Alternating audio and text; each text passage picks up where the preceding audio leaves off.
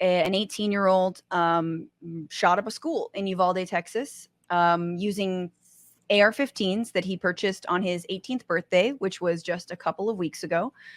He killed 19 children, all of whom were about 10 or 11 years old, 2 teachers, and was then killed himself, but not after an hour and 18 minutes, 78 minutes. He was in this school. And there was a lot of talk in the beginning, like, why did this happen? You know, what must have happened? Oh, he must have hurt somebody. Da, da, da, da. It turns out, no, there was actually a lot of lying in terms of how much the cops actually apprehended him on his way into the school. He entered the school pretty much very chill, very calm. There appears to have been, maybe he shot at a couple of police officers, maybe not. I've seen actually conflicting accounts of that on his way in. But the main thing is that he himself barricaded himself into a classroom. Cops then later say, oh no, we barricaded him into the classroom. Okay. And then they sat there for, again, 78 minutes and did nothing. And a lot of people were asking why they did nothing. What the fuck what was happening? And here was a law enforcement. This is the Texas Department of Safety. This is a representative who initially came out. This is on CNN, where he explains why the police waited so long and what they did and did not do. Why did they actually wait before they broke down the door? But don't current best practices, Lieutenant, call for officers to disable a shooter as quickly as possible, regardless of how many officers are actually on site? Correct. The active shooter situation, you want to stop the killing, you want to preserve life, but also one thing that, of course, the American people need to understand is that officers are making entry into this building. They do not know where the gunman is. They are hearing gunshots. They are receiving gunshots. At that point, if they proceeded any further, not knowing where this suspect was at, they could have been shot. They could have been killed. And at that point, that gunman would have the opportunity to kill other people inside that school. So they were able to contain that gunman inside that classroom so that he was not able to go to any other portions of the school to commit any other killings. Okay, so you heard in there, well, people need to understand, what if they had shot us? No. I know he was in a classroom with dozens of kids, many of whom were calling 911 and struggling to breathe for their lives. But what if us? Then get past us, then other pew pew, and I what? Yeah, I mean, what I love about his statement is that basically he's saying, like, no, this all went according to plan. Our plan was for him to kill the children in one classroom so that he didn't kill the children in the other classrooms. Yes. No, we wanted the kids to be dead. We didn't like those kids anyway. Yeah, they were on their phones too much, calling 911 during the school day. And you're can't supposed have that. to put your phone away during the school day. Just the fact that they had it out to call 911 is evidence that they weren't paying attention in class. Oh my God, I feel like they might say that. So yeah. Quiet coyote, everybody. So, okay. Meanwhile, by the way, a couple corrections. One correction on what I just said, breaking down the door. They didn't actually break down the door when those 19 police officers were waiting. Instead, finally, when they got BORTAC, which is Border Patrol security, which had more tactical equipment and they could do a dynamic entry, quote unquote. You know what that dynamic entry was, you guys? A key. They used a fucking key after 78 minutes. No. They didn't use a battering ram. They didn't have to break anything down. They used a goddamn key. So they actually didn't have to wait. Mind you, this is what the SWAT team looks like in Uvalde. They have a major SWAT team. The city spends 40% of its municipal budget on the cops. It's a city of 13,000, and that's how much money they are spending. And so, okay, they said, no, we wanted to protect ourselves because what if we shot and we scared and I just peed myself. Meanwhile, straight up, a little girl testified to slathering herself in her classmates' blood in order to play dead so that she would not be shot by the killer who was in there, once again, for 78 goddamn minutes. Meanwhile, how were police treating frightened parents outside of the school trying to get in? Here's one example. Here's how they were treating them. Yes, I do. Get across the street because I'm having to deal with you. Get across the street. Get across the street. We have other stuff to do. We're gonna back up, or you're gonna walk into that gate and get him. So there they are yelling and shoving parents who are asking if they can go in themselves.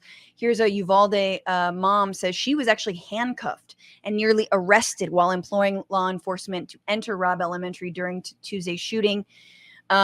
She said that she and other parents were waiting outside the Texas school, encouraging law enforcement to act as the gunman raged inside. As her calls grew more urgent, U.S. Marshals handcuffed her and told her she was being arrested for intervening in an active investigation. Yes, we are actively doing nothing. She says they were doing nothing. They were standing outside the fence. They weren't going in there or running or anything. She also said that she saw a father get pepper sprayed and another got tackled to the ground. One law enforcement had shot and okay, so this is before they actually did finally. One law enforcement had shot and killed the gunman. Gomez described seeing police use a taser on a father who was approaching a bus to pick up his child. This is all stuff that is trickling out. If you used a fucking taser on a parent, and this is perfect proof. I'm sorry.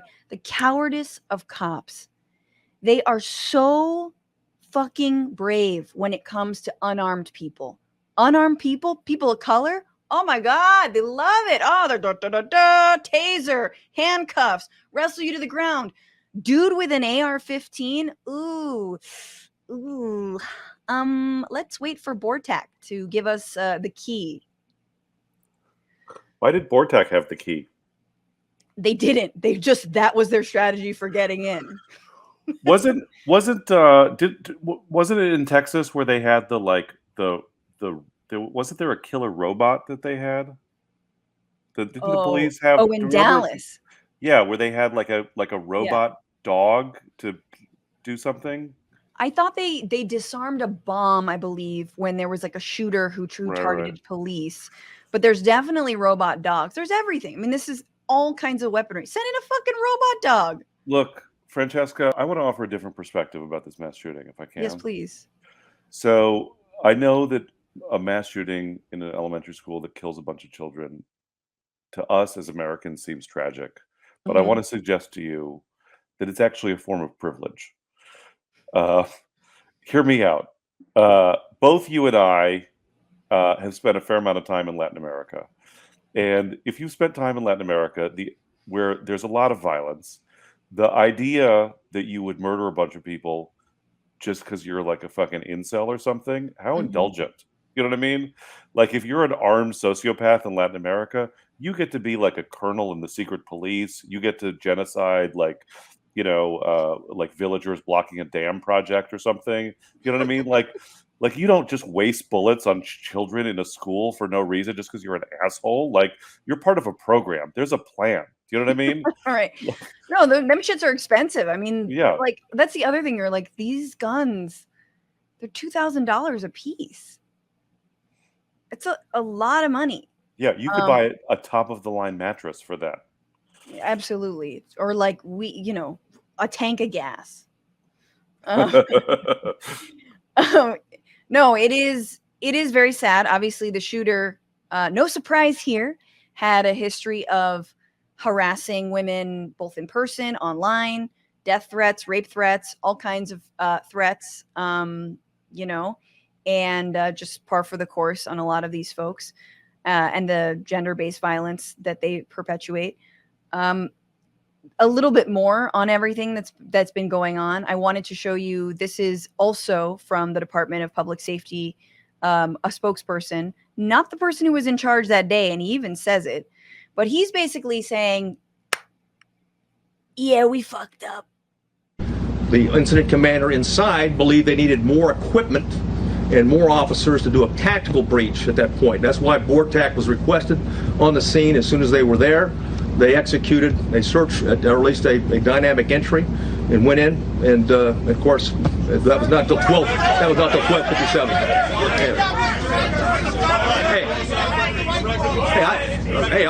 With the benefit of hindsight, stand by, stand by, right? I got it. Okay. Hey, from the benefit of hindsight, where I'm sitting now, of course it was not the right decision. It was the wrong decision. Period. There's no excuse for that. Yeah, I think I've heard this account be described as remorseful and empathetic and like emotion in his voice. I don't hear that at all. I hear a fuck ton of defensiveness, but also, hell, good on the first person in law enforcement in Texas admitting there was a mistake. I don't know, the tiniest little Texan salute, little cowboy hat off to you, sir. Woo. So they knew what they were doing was fucking wrong. NATO, has this imploded your understanding of a good guy with a gun? Yeah, well, I mean, this week there was also that story from West Virginia. Do you know what I'm talking about? No. Where a dude showed up with an AR-15 at a an outdoor birthday party and started shooting at people, and a lady who happened to have a handgun shot and killed him. So to me, like, the lesson is there is no good guy with a gun. There might be a good woman with a gun. Thank you. And that's why I support the right to bear arms for women only. Guys, if you Problem know, solved. if you've seen any of my stand-up, you know I have an entire bit on mass gun women and how we need them ASAP and how quickly we would get gun control if more women went into the NRA conference and did what needed to be done. God damn it.